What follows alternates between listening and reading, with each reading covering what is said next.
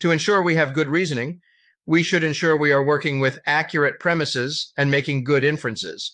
A good inference has true premises, which together logically imply their conclusion. Understanding these two criteria is essential for the clear and accurate evaluation of reasoning. In practice, people often misunderstand this and may think that an inference is good when it only meets one of the criteria. The right concepts and terminology can help. The word premise refers to a single claim that can be true or false and is used as part of a reason for a conclusion. Let's look at an example. In this sentence, the underlined claim is a premise, which leads to an inference. Harry's fingerprints were the only fingerprints on the murder weapon. Therefore, Harry is the murderer. A single premise rarely implies a conclusion by itself. Generally, two or more premises are required. The more factual premises we have that exclusively support one conclusion, then the greater the probability, or certainty, that the conclusion is true. The word reason refers to a set of premises that together imply a conclusion. This graphic provides a visual depiction of the reasoning process.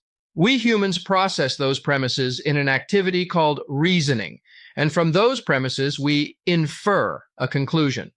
A collection of related premises can be called the reason for the conclusion. So we need to add another premise to our example to form a valid reason for the conclusion. The underlined premises constitute the reason.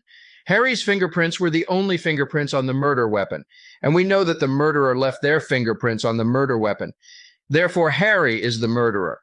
The distinction between premises and reasons is important because when checking if an inference establishes its conclusion, we need to check the truth of each premise within it and whether working together they imply their conclusion. The depicted diagram of the reasoning structure of our example helps illustrate these terms. Here are some key premises for our murder example. These first two premises work together to form a reason. However, there is a third premise which forms a second distinct reason. Additionally, each premise should have an underlying supporting justification. Sometimes the justification is clear and directly supports the premise. In other instances, you may have to do a bit of work to confirm or refute the validity of the premise. For example, if a witness claims they saw Harry commit the murder, you should confirm this by determining if the witness was at the scene of the crime at the appropriate time and had opportunity to witness the murder. When seeking supporting justification for each premise, you may find that the original factual premise is actually an inferred premise supported by the justification, and the justification is the factual premise. In another instance, you may find that the justification is also a factual premise and will want to include this in your list of evidence. When we are able to validate a premise with supporting justification, then the more certainty we have in the truth of the premises and the inferences we make from those premises. So, we can infer from our two reasons that Harry was the murderer. Two premises comprise reason number one, and another standalone distinct premise comprises reason number two. And our premises are all justified, leading us to infer our conclusion with near certainty that Harry is the murderer.